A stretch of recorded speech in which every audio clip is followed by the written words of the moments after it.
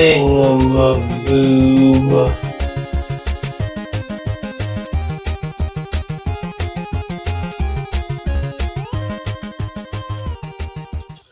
Good evening, good afternoon, and good night. I wonder who the guest could be today. I have no idea. It's certainly not Trina or Frank. That's for sure. Yeah. It's going to be a really laid-back episode because Trina's not feeling well, and Frank had a dairy plant emergency that he had to go take care of. Exploding cows. I'm going to start a rumor now. There's Exploding cows. That he's got to deal with. Exactly. So yeah, it's just be myself, and I invited Joe. And if anybody else that I messaged wants to join later on, feel free to jump in. But yeah. So who do we have in the chat? Let's have a gander. We've got Frank S. and Scarlet, the Four-Eyed Cuda. We got Jesus Christ. Thank you for coming back. We got Jack68. CDI is here. Eric Rangel is here. Who else do we got? Will of KMac Vintage. Hey, Will. Jeremy's Vintage Hillbilly Shack is here. And I think that's it. Oh, and Curtis Boyle. Curtis Boyle. Made it just in time. So, yeah, it's pretty laid back. I want to talk about the fact that, we'll get to it later. Yes, I have a new hat. My mother, for some reason, God love her, called me the other day and said, I have a surprise for you. And normally when mom says that, it's something pretty hilarious. And this is what she dropped off for me. I was like, I'm going to wear this all the time. It just seems surprisingly appropriate. Yes, for you and where you come from. Yes, indeed. I also have a gift that I would like to show off real quick. Go for it. That came from my wonderful friend Ron of Ron's Computer Videos. If you may all remember, we kind of shared a couple of rooms right next. We didn't share a room, but we had rooms right next to each other at Kansas Fest, and so we were seeing each other a lot. And when he was checking in, he was unpacking, and he grabbed something out of one of his bins. He's like, "Here, Joe, I want you to have this," and he gave me a button. That's awesome. And it doesn't say thingamaboob. It goes boing, but maybe the thingamaboob makes that noise. Maybe. Is that the natural noise? Boing. I don't want to ask. Boing. So yeah, but anyway, that's cool. And speaking of your Kansas Fest, are you all recovered? No ill effects. Nobody got the Rona or anything. Everybody's good. Everybody, from what I've heard, everybody came out the other side perfectly clean. Perfect. Everybody has been pretty much fully recovered. And yeah, life moves on. Life has a way. Life has a way. Finds a way. Finds a way. I do want to mention, since we're talking about vintage computer shows, VCF West is happening right now. It is, yes. So hi to everybody at VCF West if you're hanging out and watching. Garth Beagle, I think, tried to make it down there. Hit it with a hammer.net. Yes. Is that still running? Hit it with a hammer. Hit it with a hammer. Hit it with a hammer. We're gonna hit it with a hammer. Is it still running on your SE30? Nope. No. The SE30 is not. It's not running. Is it broken or just not on? No, it's just not on. Oh, okay. I use it primarily for testing blue scuzzies. So if it's running a website, I can't turn it off to plug in a blue scuzzy to turn it back on and test it. Right. So yeah, after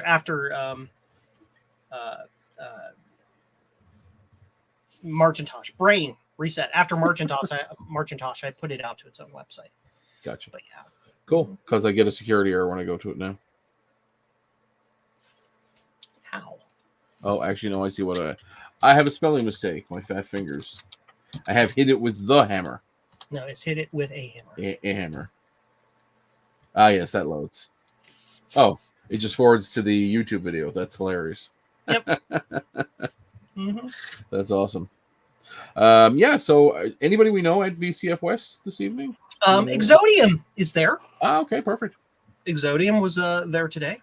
And so where is it in the greater California area?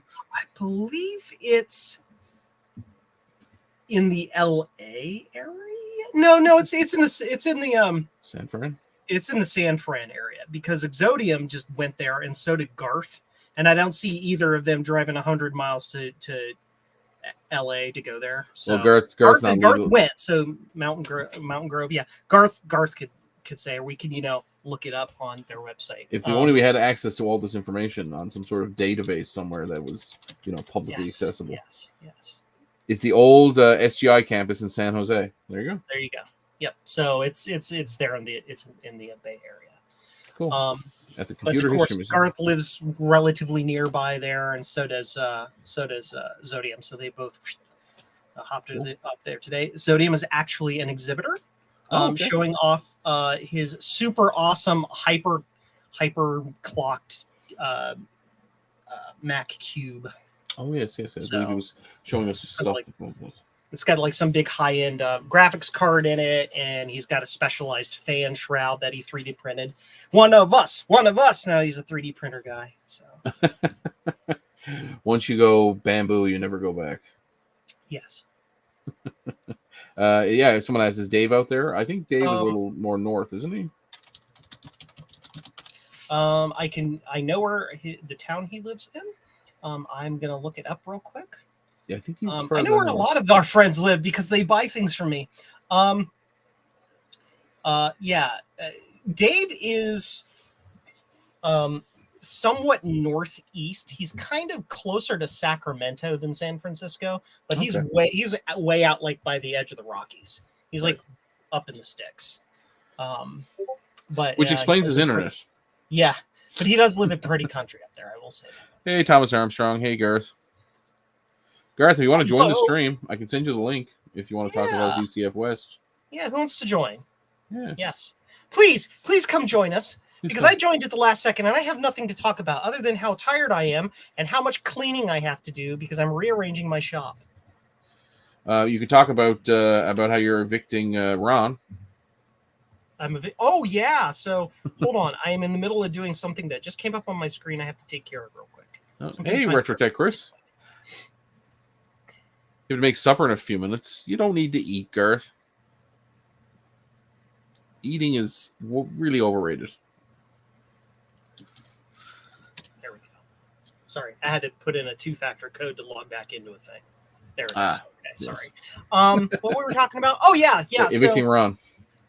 So as many of you may know, kind of back that way behind this computer is a door that backs onto a wall that's thin and temporary. But on the other side of that wall is Ron's computer videos. He has a paneled basement apartment over there. And I am moving into that space. I'm evicting him. So I'm cleaning out all his furniture. I'm absorbing his collection into mine. He and his family, they're going to have to find some other space. I'm sorry. Listen, they can only live under the stairs for so long. Yes. Yep. You can only be Harry Potter until you're not. Exactly. So yeah, no, but seriously though, there's a family room on the other side. It's a wood paneled den, like it's a dad's den kind of room. It's nice and warm and cozy, so to speak. But I'm gonna put a hole through that door there. There's actually a doorway in the concrete brick there that's always been there, like in the original design of the house. But they covered it over with a door on this side, and there's shelves in there, and there's just wood paneling on the other side. There's no drywall on the wall. They made a very small closet out of it. Yeah, it's weird. So I'll be able to just break through that and flip that door to the other side. And then I'll be able to have direct access to that room without having to walk all the way across the basement over and come back over this way. So the bigger question is the electrical any better in that room? No. All of the electrical in this house, every ground is bootleg grounded. So all grounds are actually tied to neutral. So if you're touching something you think is grounded and then you touch the floor, the electricity will flow through you instead of the neutral line because it's more ground than neutral. Right. Yay! How does that even make sense? It's like asking how does a British car's electrical system make sense? Yeah. Because the house was wired before grounds were a thing, so there's no ground wires in the house. Right. It's all two conductor cabling. And you haven't just made your own up and run it to a post somewhere to go into the ground? Well, in this space there is starting right back here at my network rack. There is an extension cord that goes all the way across the basement, over, up a wall, through a crack in a window that is between this side and the garage, and it goes into a new outlet that was installed in the garage before we moved in that is actually grounded. So my shop is grounded. Right. It's just but anything else. None not. of the other outlets are. Gotcha. CDI says you're lucky because he has a lot of knob and tube. Yeah. I don't have ground. CDI, listen, to be careful, or to be clear, I don't have grounds. I have ground holes that are bridged over to neutral. Like, see, wouldn't it make more troglodytes. Wouldn't that, anyway, I'm just thinking like when I plug in a wire or do some of my own electrical, it's like even if I don't have a ground wire, I would just ground it to the box or ground it to the. Well, then the box itself has to be grounded in order for that to be. Yeah, and usually they are because they're a piece of conduit that goes somewhere else. This house was built in 1950. Yeah. Mine was built in 55. 5 years makes such a difference. That's that post-war era when a lot of stuff was rapidly changing. Yeah. Why do you want indoor plumbing? My God, what a world we live in. Yes, the house I lived in before didn't have indoor plumbing until it did. Yeah, I was watching Jack the Unsolved Mysteries has a new season on Netflix. Dropped yesterday or the day before.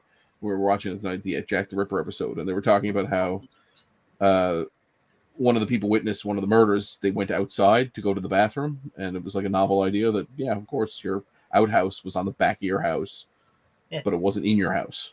Yes. In Australia, they would call that a dunny. Right. But the water rotates the opposite way, as we've seen in that Simpsons commercial. Yeah. It's just a little kick in the bum.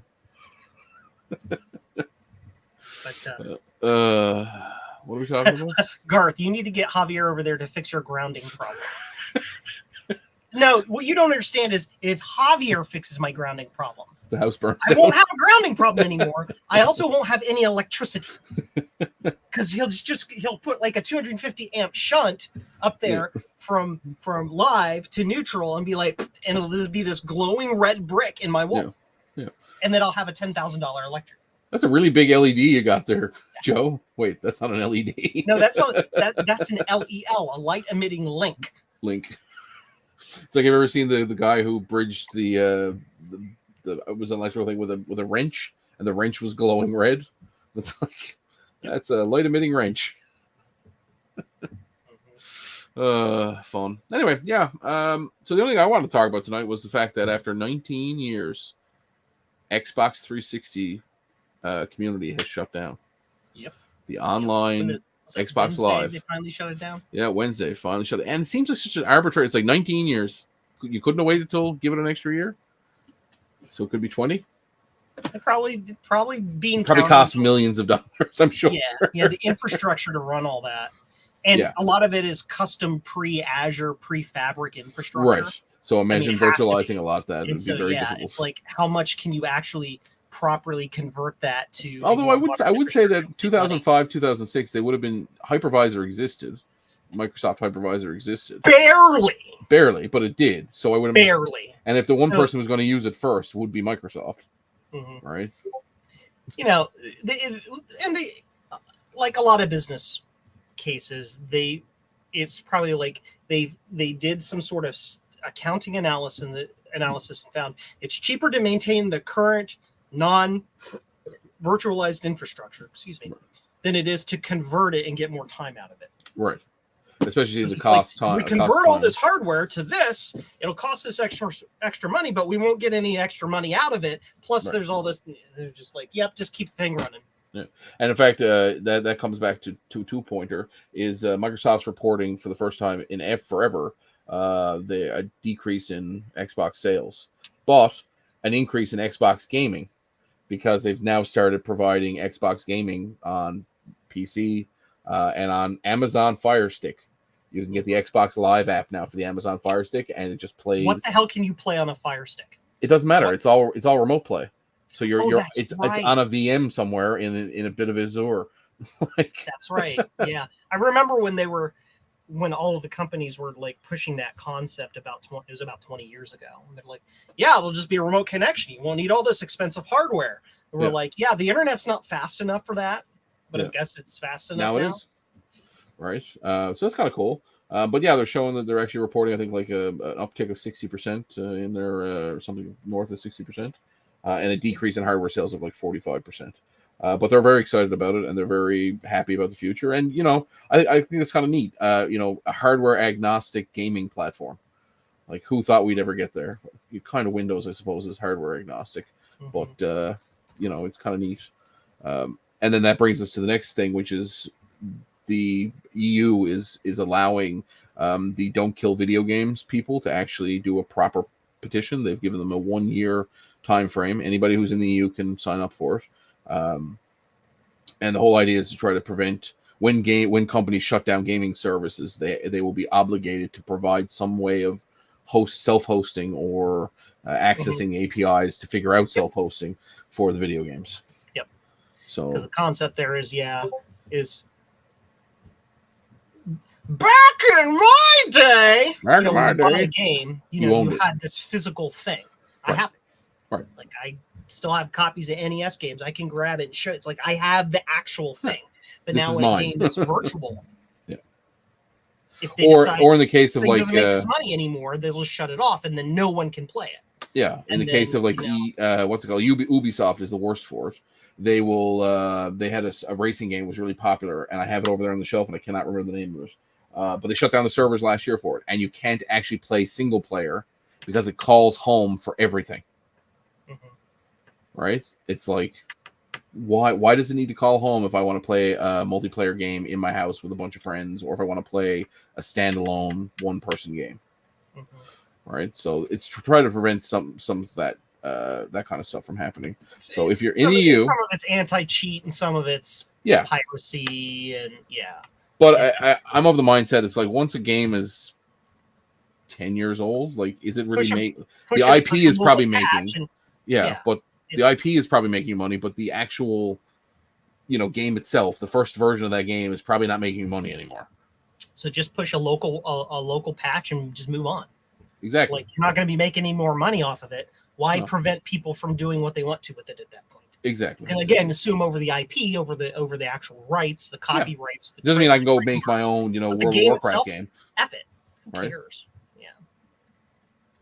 So I think the website is stopkillingvideogames.com. I did want to talk about Curtis Boyle's statement about Intel having a horrid quarter, Microsoft not being too bad. Microsoft usually always does well because they're just... Microsoft is never stellar, but they're never crap either. Microsoft is like a bank. They're just consistent. They're just they mediate and moderate very well. Yeah. And they know how to make even their, how can we put it, their old school people, like Steve Ballmer, he had been there from day one, and they're like, "You're not helping the company anymore. You need to leave." And he's like, "Shh, get out." No, Intel had a horrid quarter. I don't know. StopKillingGames.com. Yes. Yeah. I don't know why Intel specifically had a horrid quarter because I know in on it, but there were the reports of the Intel CPUs being garbage. They're trying to push out 2 generations. They're pushing out these CPUs that just have all these high failure rates. I'm lucky that the machines I've been deploying have been okay, so they haven't affected. It apparently only shows up in very high load, high usage, i.e., video games. So Intel was saying there was not an issue, and gamers were going, "Yes, there is." Yeah. Also, you have companies like ARM. Is now ARM cores are the number one, and a lot of it's because of cell phones, but also ARM is pushing out of these small devices and they're pushing into the big devices. Look at all the Macs. Yep. Look at the fact that you can buy Macintosh-based infrastructure through Amazon, right? So those CPUs, the clock for clock or performance for performance, the ARM processors destroy Intel processors. They're not as complex, and they can clock way up. And also, you can put 100,000 freaking cores on the thing. It has all these benefits. And it uses a quarter of the power. Yeah. Right. So if I'm running a data center and I'm running 50th the heat. Yeah, if I'm running a very portable operating system in that data center, like just about everybody would, if I'm running some flavor of Linux, why would I be using Intel CPUs? Why? Like, I can deploy application specific. You'd only be if you had to run it on x86 because use x86 because of some XYZ reason. Yeah. The other side of that, a lot of data centers, especially AI, they're not buying CPUs. They're buying GPUs. Yep. And this is why NVIDIA is through the effing roof right now. And why NVIDIA is one of NVIDIA the most valuable companies on earth right now. was talking about dropping their gaming division, and people were flipping out and be like, "Oh, they'll go bankrupt." It's like, no, their gaming division is like 1% of what their profits are. Mm-hmm. And all the CPU is in those servers is used as is a controller. When you think about it, these things are big video game boxes. They work just like consoles did, like a Nintendo or a Super Nintendo. What's the point of those machines? To run a tiny little bit of logic to make all of those other custom processors, the sound and the graphics and all of those, do their magic. Yep. And otherwise, the CPU just sits in the back and just... I'm here if you need me, but... DB backend is still really locked to x86. Now, I will say that, like Oracle and MS SQL are huge database products still. MS SQL, like Microsoft SQL, that is changing very soon. Yeah. They are pushing ARM hard. And nobody cares about Oracle. Yeah, you can run Postgres, Maria, or MySQL, one of those databases on anything you want, but they don't scale well. No, right? So if you want to scale a database, you're doing Oracle or Microsoft. Yeah, but even MS SQL doesn't scale as good as some of the bigger guys do, right? So, but yeah, no, you're right. Anyway. But again, you look at ARM is starting to make laptops, or what's it called? Qualcomm is building Microsoft laptops, basically Windows laptops. And then they weren't, and then they were, and then they weren't. Oh yeah, we are in. Okay. Yeah, and they've released them. I saw the new SKUs. I can order them right now from Lenovo. They are hit or miss right now so far. Like, they've done a pretty good job of their translation layer for x86. So like most things work. Some weird shit probably doesn't work. But it's very similar to when you went from 32 or 16-bit to 32-bit to 64-bit. There's going to be some stuff that's not going to. In worst case scenario, again, if you have to, you can run a fully emulated VM. Yeah, or exactly. If you've got one tiny component that needs to be you can have an x86 box to run that small load and then communicate across via a network API. Exactly. And it's the. Hey everybody, did you know that I know a lot of things? Anyway, Jeremy, this jargon is above my pay grade. Hi, I'm Joe, and I know shit. Anyway, I pretend to know shit. That's how I get to know. But like I said, I'm excited for the Microsoft. For me, it's the battery life. Like, what's been kind of pushing Chromebooks and even Macs in education have been the fact that these things last 10 hours, 12 hours, 20 hours in a classroom space. Right, which is they run all day unplugged at the desk with no cables. With no cables. So in the education division, which I'm heavily involved in with education, that's key. Like, when we bought our first MacBooks, the Intel MacBooks, a big selling feature was 4 hours of battery life. I know that seems very little right now, but that was a PC back when I first started in this. Doing support for like an hour features. and a half, maybe 2 hours if it was like. I got a brand new E16 series Lenovo laptop right here. Yeah. And it gets maybe 2.5 hours. Yeah. Same just thing with sitting there, not this doing guy it. here. This ThinkPad right here. Best it gets an hour and a half. Yeah. Right. Now, again, it's a Core i7, 32 gigs of RAM with an NVIDIA graphics card and a 17-inch screen. So, my MacBook Air up there, which is 2 years old, 6 hours at least. Right. Just sitting there playing YouTube all day. Yeah. Exactly. It's insane. Yeah. So I'm excited for the ARM stuff because I think it will. A lot of people move to Mac Silicon for the battery power, for the battery life, right? Like they were agnostic to the operating system. If you're just consuming stuff, what does it matter what operating system you're using? Yeah. Right. The other part of it too is let's be fair. I'm going to nerd out. The Mac Silicon is insanely powerful. It is. It destroys Intel processors. It absolutely trounces the absolute crap out of them. Yep. And I will say the only thing that actually comes close is the new an i9. That i9 is standing effing still.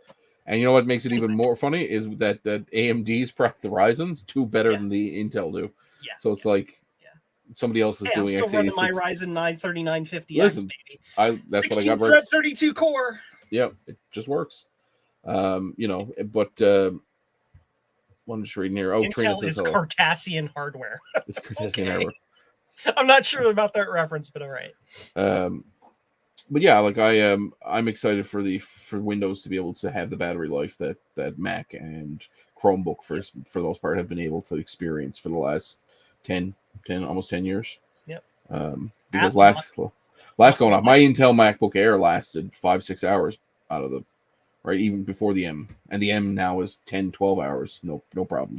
All I have to say is Microsoft I mean, they're pretty much king of the desktop, but they can absolutely maintain their king of the desktop if they would just go to Apple and license their Intel to ARM compatibility layer. Right, which just license that technology. They won't. No, but license that technology. But they've already built their own. Theirs is called. It's Apple's is better. Apple's is you can run any Intel app on an ARM and it'll just effing work. Yeah. What's the Windows one and called? Almost at speed. Fermi? No, it's not Fermi. What's the Windows ARM compatibility layer? It's called Windows on ARM. No, it's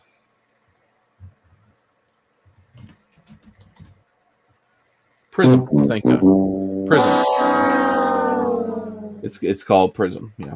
Which, I haven't tested it myself, but the reports show that like a lot of people are upset because games don't work right out of the gate. Mm-hmm. It's like, well, gaming is not really where, like, most of these ARM laptops that are coming out are not aimed at gamers. They're aimed at like business people who want something that lasts 12 hours while they travel. So Word works great, and Excel works great, and PowerPoint works great, and DaVinci Resolve works great. All these productivity apps, all the Adobe stuff works great.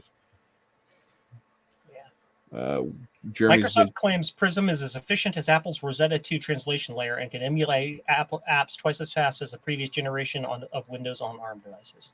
Yeah. Well, there you go. So if that's the case, then here's the issue. Here's the issue: is that the biggest thing is that one of the YouTubers I watch he talks about programming a lot. But what's always held Microsoft back, and they're starting to finally say F you to this, is that Windows is compatible all the way back into forever. Exactly. Like corporations were getting pissed when they dropped 16-bit application support in Vista. Was it Vista or 7? One of them. And they're like, well, I can't run my ancient COBOL-coded piece of BS that I coded in 1987. Stop being cheap. And still runs my multi-billion-dollar corporation in the back end. And Microsoft's like, no, not my problem. It's like we're back in the NT4 days again. Windows on multiple hardware platforms. Yeah. You're not wrong. I remember Windows on what was HP's architecture called? Spark. No, that was Sun. No, Spark was Sun. Alpha. Alpha, that's it. Yeah. Which was from DEC. Yes, that's right. Yeah, but you could write. There was Windows NT for Alpha. Yeah, right. And it was actually compiled in works, unlike the PowerPC one, which required a whole bunch of work by our wonderful people in the community recently. Yes, to make bootloaders to make it actually run. But speaking of RISC and RISC, how do you define RISC? Open Frame, the people that build the laptops. They build the modular laptops. Framework, yeah. Open Framework that Linus from Linus Tech Tips is part of. Anyway, they are actually coming out with a RISC-based module for their laptops, so you'll be able to run a air quote fully ARM, but it's RISC. That's them. Mm-hmm. Yeah.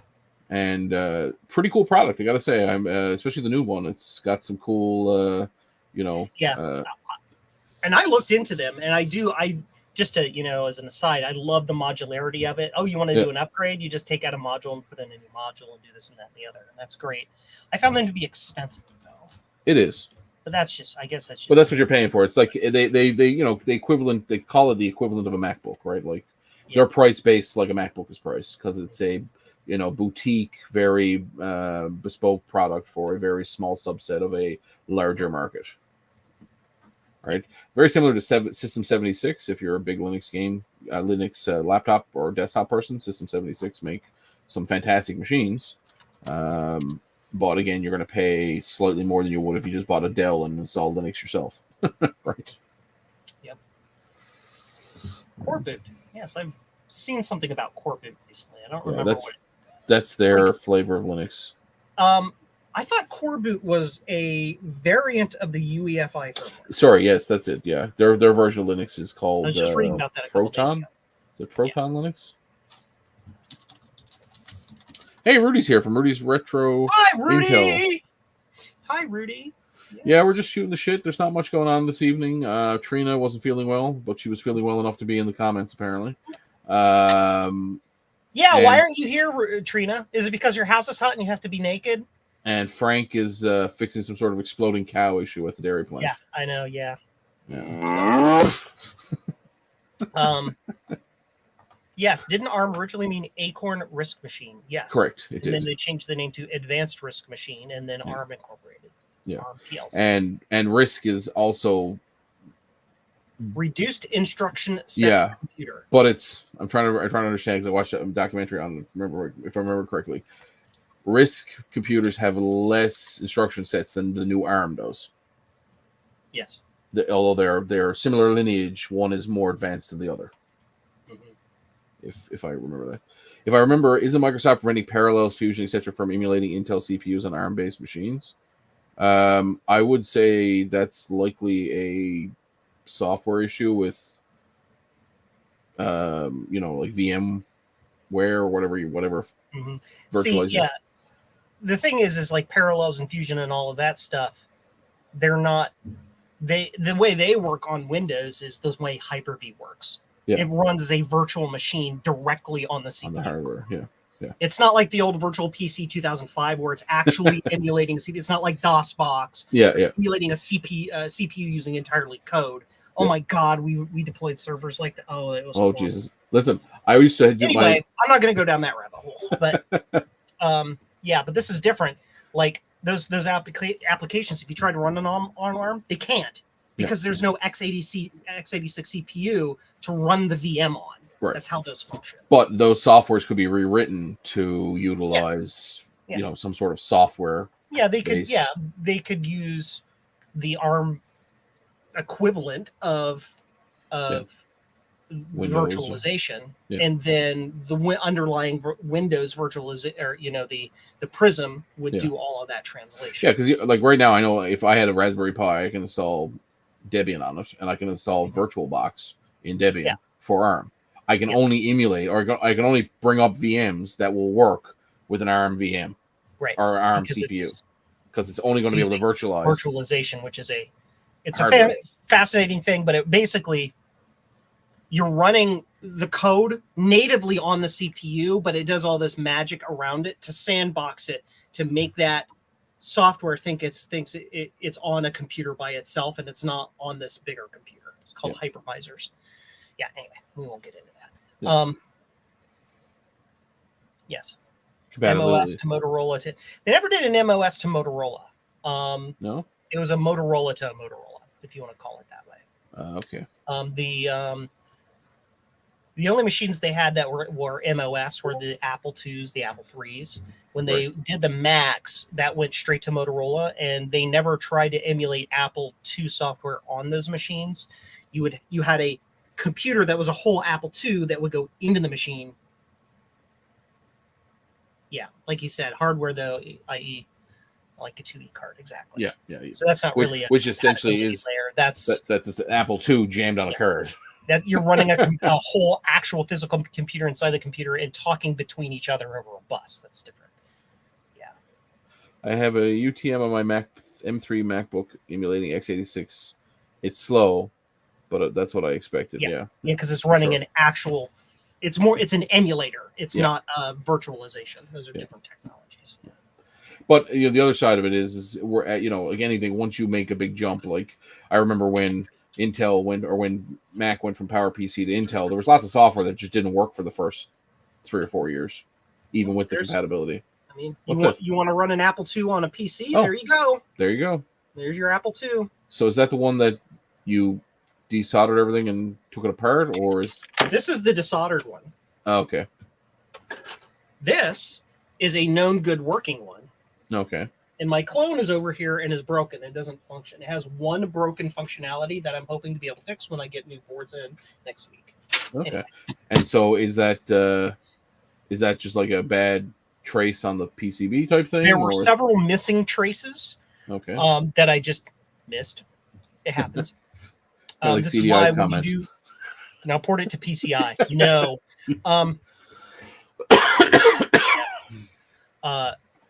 There were several just missing traces that happens. This is why you always prototype in small bundles. Ron knows that. He did a prototype, ordered 100 of them, and they were all wrong.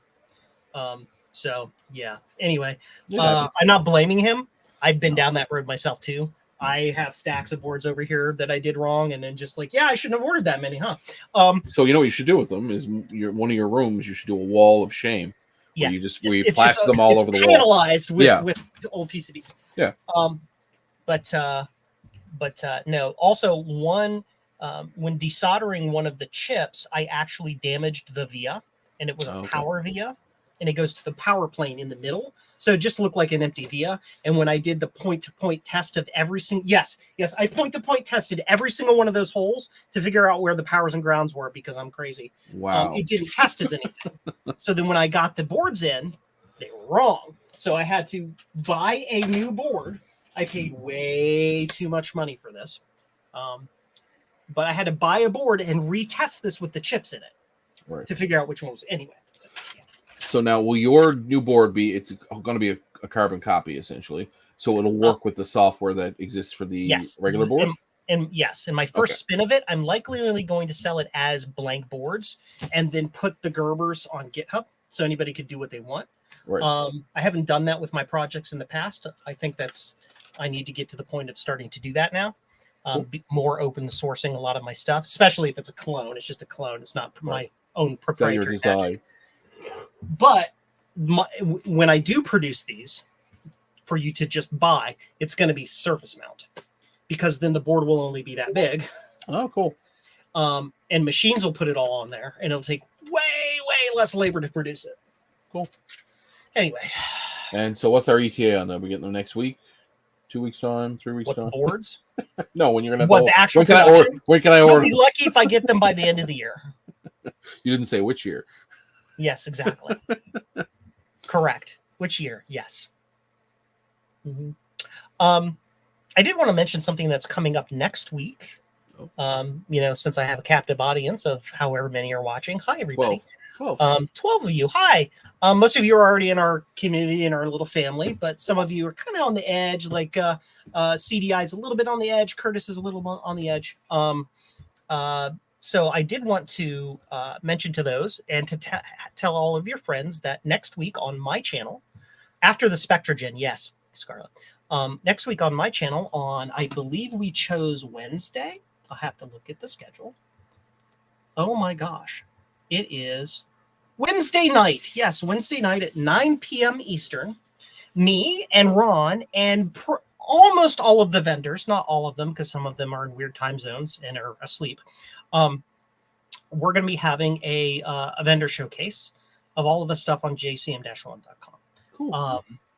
Because I have a lot of cool stuff that a lot of people just don't know is there. I have great projects from Frodo Jedi, like the Raminators for the Macs and stuff.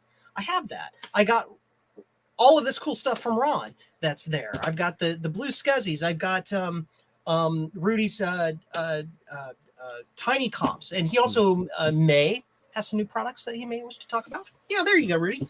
And I also have products from Oliver Schmidt, who's all the way over in Germany. That I want people to know are out there, so that they. The bigger question is: when are you showcasing the JCM-1 computer? That would require me to finish it. Stop mentioning the failures. Long story, long project. To everybody who has a machine or a something with me that is here to be repaired, I understand. I am cleaning things up to get to the point to get those done. I have to clean up this mess. Then I've got to get those machines done. I think I only have one, maybe two. And then after that, I'm not doing repairs anymore, only because I got to get caught up on all these projects. It's the JCM-1 Home Shopping Network, yes. Because I need to expand this over there and get and we were talking about this. I need to move all of my storage of my machines out of this space over there and make that the actual museum next door, and make this the shop, so that I can then improve my productivity. Because right now, anytime I move here in this room, I'm spending 50% of that time moving, doing this to move around objects that are just like floating in space here. Like my walkways are 1.5 feet wide. But you can see your floor, so you're slightly better than most of us. I'm not Steve. Like I pick up after myself, right? But there's just, I've done a lot of work. I can see floor space over there now, and it's stuff. But I need to get this all cleaned up so I have spaces for each project I'm working on to have its own space on a shelf. Right. So it's not piled. Like look, like there's just piles of stuff just everywhere. This is way cleaner than it was. It's just everywhere. And all this on the shelf, it looks like there's stuff missing. What's that? It looks like there's stuff missing on that shelf that usually has stuff behind you. What, this shelf? Or your countertop there. It looks like there's less stuff. Oh yeah, because this is my Apple III, and it was stacked up to here with crap. Right. I've been able to go through stuff, but I need to get through all of that stuff so that I can have less time BSing and more time to actually do things. Right. You know, JCM, and to be fair, JCM1, the reason my website is called JCM-1 is for that computer. Because that was the reason I started the website, was to sell that computer, but I never got to do that because I did a review about Blue SCSI, and then Blue SCSI wanted me to sell things. Anyway. The rest they say is history. The rest they say is history. But yeah, I do want to get that done. I just need to get the video controller done. Once the video controller's done, that machine's done. It's just easier said than done, because I don't want to just throw some off-the-shelf chip at it. If you do that, then yeah. Like if you throw, like I can design a video controller off of a Pico like this, little $4 Pico, and have it do like 800 by 600 freaking VGA graphics and be the best thing since sliced bread. That's not that's the antithesis of the project. The project just have a TTL based, logic based machine to do this thing. I can throw like a TMS 9918 at it, but then what is it? It's a TI 994A. Yeah, exactly. It's just like every other computer. I want it to be specific, special. I've tried to pitch in for these. Yes, you have. And Jeremy's been sending me lots of cool resources on how to generate video for JCM1. Yeah. And I do appreciate those. It's a factor of, I got to get to the point where I have enough time to sit down, research it, and design the circuit. It is way easier. Video controller is hard. The computer's easy. I mean, you think about it. How long do we live with punch cards? CPU and a serial controller, and you hook it up to a terminal with a little programming, and it's done. You kick it out in a weekend. Right.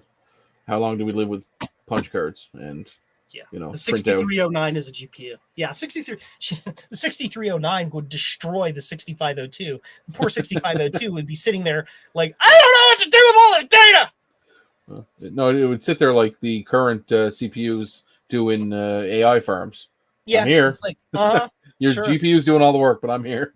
A 6309, and see, I have a lot of ideas, like a dedicated CPU whose job it is to generate the graphics as like a second CPU. That's doable. You can do that. I almost have a math coprocessor. Yeah, I almost want to do it as a state machine, though. Right. You know, which is, for example, like the PPU in the NES is a state machine. That's all it does. On every clock, it uses the previous set of inputs along with what's at a specific RAM address to generate bits out of the bit stream. That's what it does. Right. All it does is a big state machine. Because that way, in order to program it, you just shove stuff in memory, and the PPU just sits there on every cycle. It does the exact same thing over and over and over and over and over and over and over again. Yeah. Right? It's not really programmable. It doesn't run an application. It just takes an input and it sets a series of gates to an output. And it just repeats that. And you could do that on, like, I could do that on FPGA or CLPD. But again, where's the magic? Here's a monolithic chip. What does it do? If you're buying the JCM1 to get an understanding of how these computers work, of how these things operate, you don't know. Right. Well, it's kind of like, you sit back and you look at your Blue SCSI and think, this Blue SCSI has more compute power than this Apple that I'm putting in. Yeah. That blue SCSI right there could emulate the entirety of the JCM1 about 10 times over. Yeah. It's amazing. Like I love all the projects. That's one of my favorite things about this community is all the projects and learning. Like it's not like, oh, I've got to the end of the internet and now I'm done. It's like every week there's something new, right? Like between, well, I've been researching the Pico Mem has been my new like Ooh, flavor of the yeah. week, right? Having a look at some of the cool stuff that's doing, and like the Pico Gus is very similar as well. Like there's some cool stuff happening there. Oh, Very lots of excited. updates to Pico Gus we're going to be talking about next week. Really Good, stuff. good. Is what's his name joining for Ian will be there. Ian? Ian's good. Ian, Ron, Yeah. Rudy will be there. Frank and Sloopy are going to try to be there. Frank probably can't, but Sloopy definitely will be. And Eric Helgeson will be there. Yeah, so it's going to be a big old party. Oliver can't make it because he's in Germany, so it's going to be 3 a.m. for him. He will be snoring up a log. But yeah, we're going to be talking about all those. All the vendors who have products on my site are going to come and talk about their products on my site, what's new, and what's coming up. So lots of cool stuff. A little shout out to Starbuck Tech just joined us, as well as Hi, John, Starbuck. big John. bad biologist, and his big bad bench. So usually this time we talk about who's going to be streaming this weekend. Anybody that you know that's streaming this weekend? I know John's probably streaming tomorrow. That's usual. Usually. Yeah. Eric sometimes streams in the morning on Sunday. Yep, and I know that Tech Ambrosia is probably streaming tomorrow in around evening, usually 7 o'clock my time, whatever that is your time.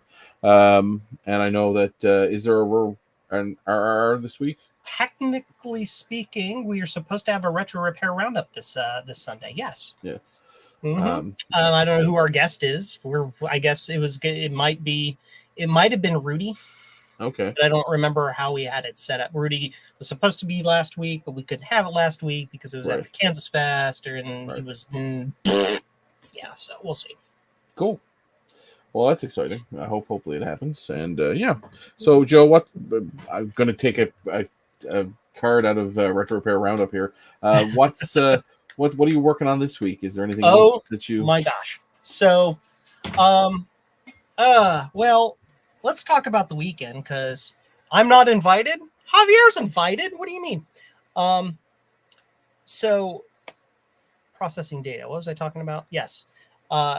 So this weekend, like every weekend, is going to be processing orders.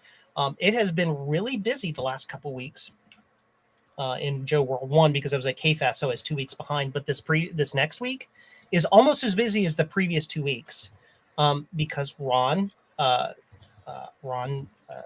released his new kit, the Pico Micro Mac. That's that open source solution that he made the kit for to make it easy for people to do. So that's really busy.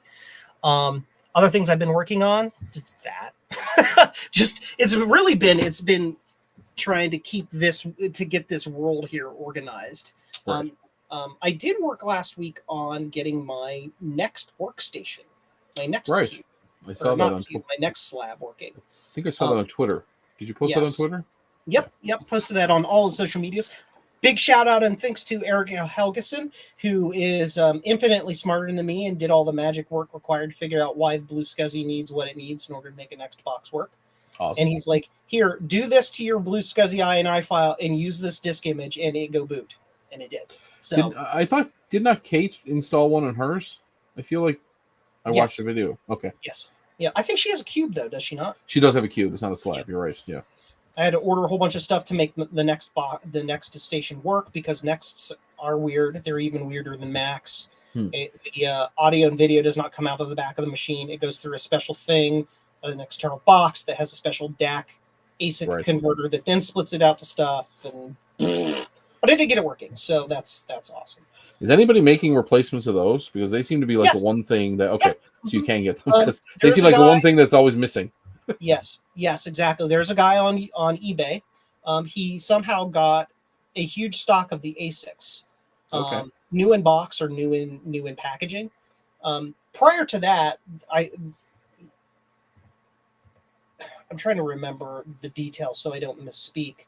The guy selling those boxes now isn't the guy who designed it. Kind of like I didn't design Blue SCSI, but I sell Blue SCSI. Right. But somebody reverse engineered the version of that box that's in the megapixel monitor. because usually you need the monitor with the slab in order to work. Yeah. So they took that little box out and they reverse engineered it, and they're like, if you have a broken megapixel monitor, you can steal the ASIC off of it, throw it on our PCB, plug it into your Next, and then plug it in the VGA monitor, and the thing will work. So that was already done. So, but this guy was able to somehow source several hundred or thousand or whatever of those ASICs separate, so you don't have to scavenge them from the megapixel monitor. But he sells those on eBay. So if you do need those for one of your slabs, there you go. But be warned that it also does not come with the cable required to connect it to your Next. So if you're missing that cable, you have to get that cable. The downside of that is the guy charges $80 for 2 DB19Ns and a 19 connector cable. It is highway effing robbery. So if you need one of those cables, call me. Yeah, I was gonna say, I will make one for you for $5. Yeah. Ship. Well, plus shipping. But I'll make you one for you. I feel like I could, because I had a similar thing with the $3 of components. Yeah, I had a similar thing with the SX64 cable, but then I just made it out of flat ribbon and 2 DB25 connectors. And it was done. Yeah. There is absolutely no reason for that guy to be charging $80 for that cable. And it doesn't come with the box. So if you order the box, you don't have a cable. Oh, you got to buy more shit. Is it the same guy? Yeah. He's the only person that he's the only person that is making those cables. So you want to sell that as a kit. $150, you get everything. Yeah. Right? Like, just sell it as a kit. The box should have, you should have the option to buy the box with or without the cable. Now, I can understand wanting to buy the box without the cable, because if you have a megapixel monitor, you're going to have a cable. Exactly. Right? You just unplug it from the monitor and plug it into the box and you're fine. Right. But if you don't, like many people don't, because people pick up these slabs and the monitor is just walked off separate, right? You're going to be bent over the barrel for a $5 cable. It costs literally $1.50, $2, depending on how much you pay for it. And if you're like me and you're magic and you know where to get the ends, the DB9 ends are like $1.50, $2 a piece. Right. And then the ribbon cable, you can literally just use like 20-pin ribbon cable, or only like 16 of the conductors are used. Yeah. I have the Apple Pride cable. It's like rainbow. Yeah. Much fun. Yeah. So it's dumb. Anyway, sorry. I'm ranting. You're ranting. No, I get it. So if you need one of those cables, let me know. I'll help you out. So I'm not going to sell it as a product because I don't have. I was going to say you should sell it as a product. Just stick it on. Oh, part of me wants to. Part of me wants to like go onto eBay, connect that. So I use software that in theory allows me to connect jcn-1.com to eBay and sell directly through eBay, but it comes back to my website, so I don't have extra sales processes. Manages my inventory, does the whole thing. I could create a product, link it to eBay, and have it have all of the same keywords that guy does, and do it for $10. And be like, F you, you effing effer. Because I hate that. Now you know why my costs are so low on my website. Yeah. I don't like overcharging for this hobby. This is a hobby. Yeah.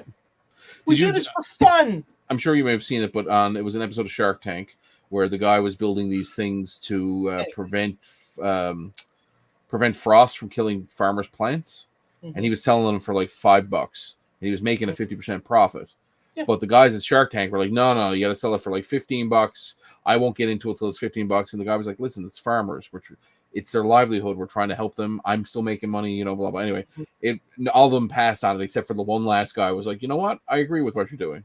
Because, again, it's doing the right thing. He probably made millions of dollars. Yep. The company is now worth $175 million. And Buddy has 20% ownership of it for a $150 investment.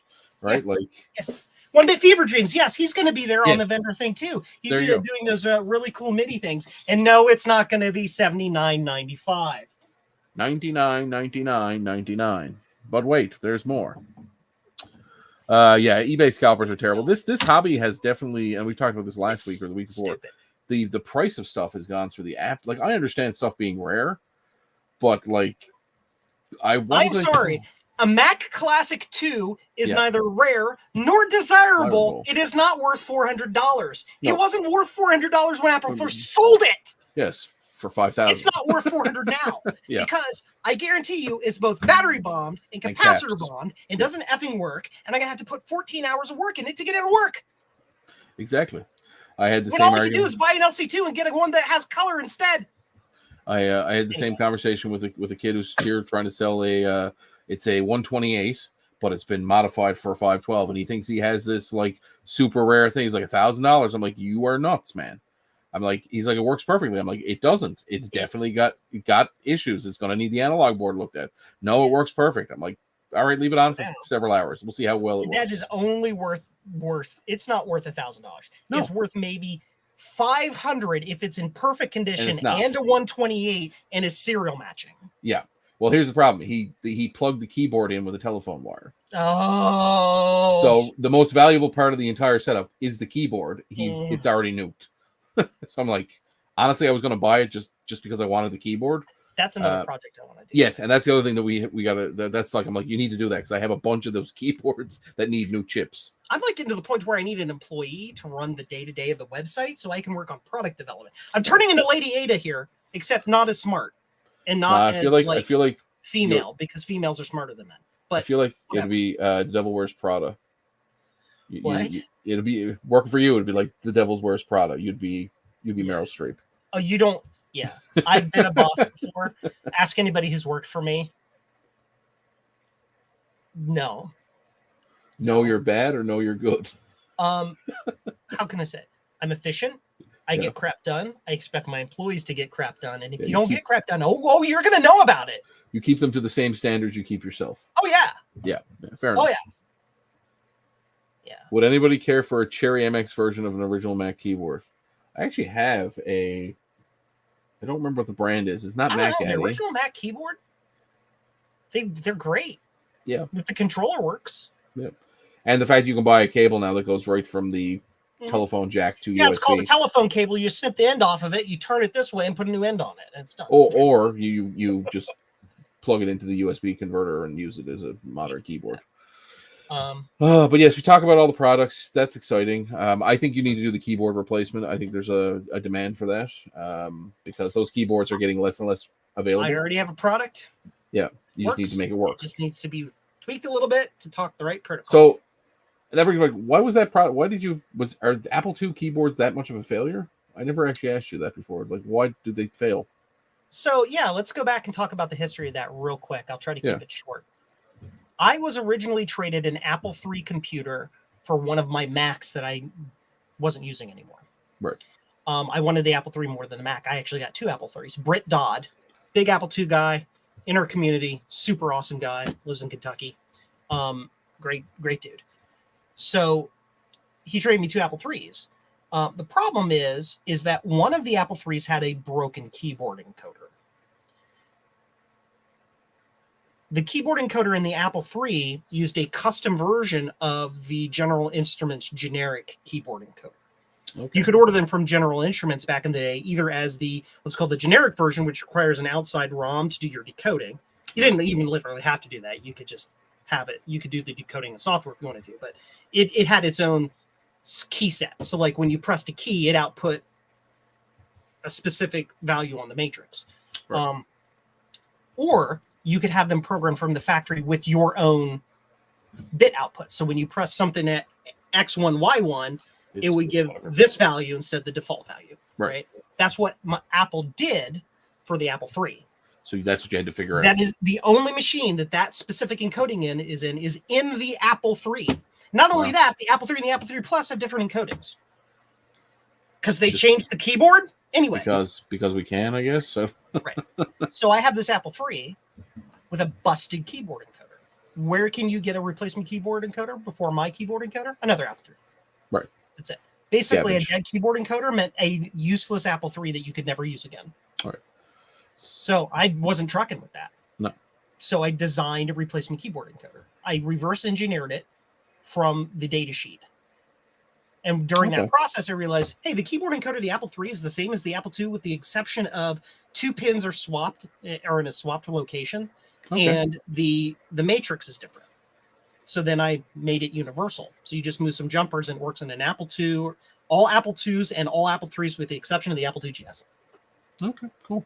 And the original Plus, which requires its own code because it's a different thing. Neat. And so, in theory, you could take that and then convert it to work with the Macintosh. Well, I've already done it. I started Right. with the one that works in the Apple III and all the Apple IIes and all that stuff, all the way down to the earliest Apple IIs. And I took that design and just moved. The code is almost identical. Right. It just changes the pins it uses and some of the timing. And then I was able to emulate the keyboard encoder that was used in the early Apple IIs. Okay. And the Apple I. Oh, wow. I was able just to do that.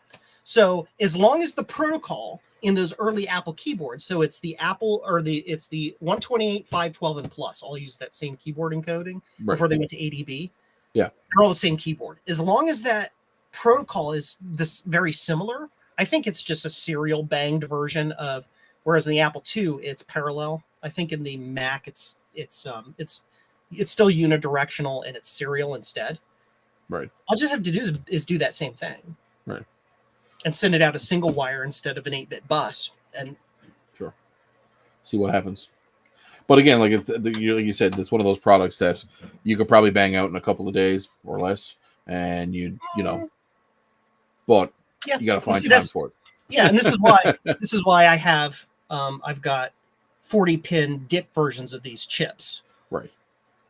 So I can actually breadboard it, design it, hook it up to an actual Apple Mac keyboard, and type on it. Right, and see if it works. And hey, look, my Mac does keyboard stuff. Yeah. Because, like I said, I've got 3 keyboards that have failed. It seems like a pretty common. I'm going to say it's probably more common than an Apple II keyboard failure. Yep. And what happens is because a phone cable reverses. Right. Whereas the Mac keyboard cable doesn't. Yeah, so what happens is you're inverting 5 volts and ground. Yep. And so you fry Javier on the keyboard. Yeah. And so you're frying you're also inverting the data lines. It's like the data and the interrupt line, but that doesn't matter. Yeah. Those are data. But you're pushing 5 volts in the ground and you fry the controller on that keyboard. I asked the kid, I was like, did you plug it in with a phone cord? Why? It's got a phone cord, or it's supposed to be plugged in with a phone cord. I'm like, no, it's not. It might look like a phone cord. It might quack like a phone cord. It is not a phone cord. My only sadness with the keyboard encoder for those Mac keyboards is that I hadn't done it earlier, because how many have been thrown away? Well, that's the thing, right? And that's what I'm saying. We're reaching a precipice here now where they're becoming less and less available. So what we do have access to will be likely broken. However, is the Mac keyboard controller in the Mac itself or the keyboard? It's in the keyboard. It's in the keyboard. Mm-hmm. Yeah, the Mac talks to the keyboard through one of the VIA chips. Right. It just uses an input pin on the VIA chip. Here's the thing. We have these awesome 3D printers now. We have this guy named Mark Jozatis who runs Mac Effects, right, who has a habit of being able to do new molds. Yeah. You have me who has designed keyboards before for the Apple IIc. Yep. If we were to, and Jeremy also has a lot of experience doing keyboards. Can you imagine if all 3 of us got together and designed a whole replacement keyboard using my encoder, a matrix designed by Jeremy, and that case designed by Mac Effects? Yeah. Oh, you need a replacement for your original Mac keyboard? Okay. Here it is. We solved a problem. Right.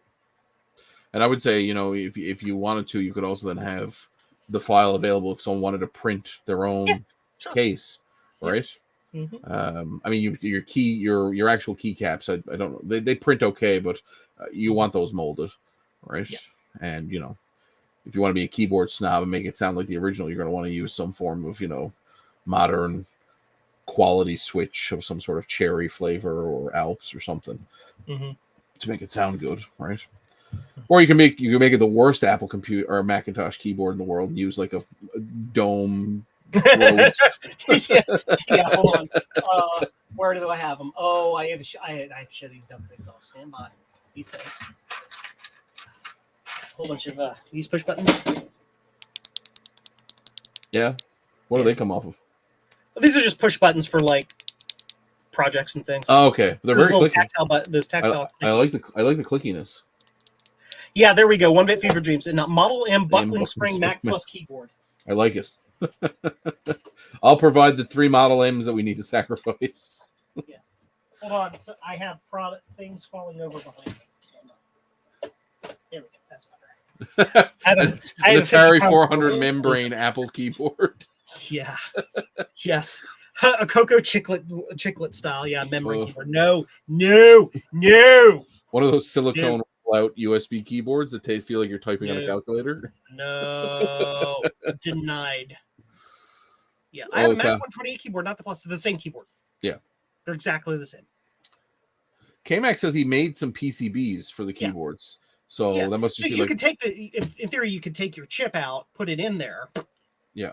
And have the thing. Yeah. Right. So if you had like a water spilled fried keyboard, you could in theory replace the PCB and your chip with this new chip that we're talking about, and then use all the remaining guts that wouldn't have been damaged from the water to rebuild the keyboard.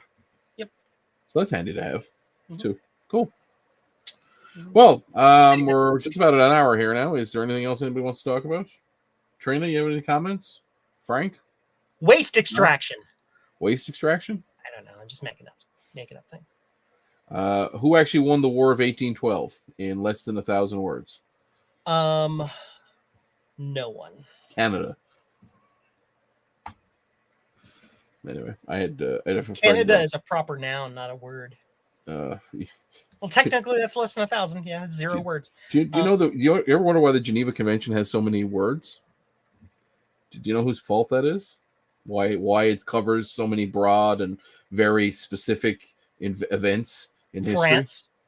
No, it's us. Canada has the worst history of war crimes of any, but we don't do it after it's been made illegal. We do it before it's made illegal. We have a terrible history. Canada's evil. Everybody invade Canada and take all their natural resources We'll just and kick all the Quebecois into Hudson Bay. I'm kidding. Don't do that. No, we'll send them down to we'll send them. We'll finish the job when we sent them down to Louisiana. We didn't send all of them down. We should send more of them. Yeah, let's not do any of that. I'm being silly. Anyway, I love everybody in Quebecois. Hi, 1-bit. Is Quebec still a thing? They like to think they are. Yes. Anyway. Cool. Speaking of which, I don't know. I never got the answer. I didn't actually look it up. But the new Aliens Romulus. It's a new Aliens movie called Aliens Romulus. One of the actors in it has pointy ears, and I'm like, is this a Star Trek like crossover, or is that just that actor just happens to have pointy ears? I was like, can you imagine if the xenomorphs were part of the Star Trek canon? They're the Shellyak. Right? You thought the Borg were bad. You do not converse, you gibber.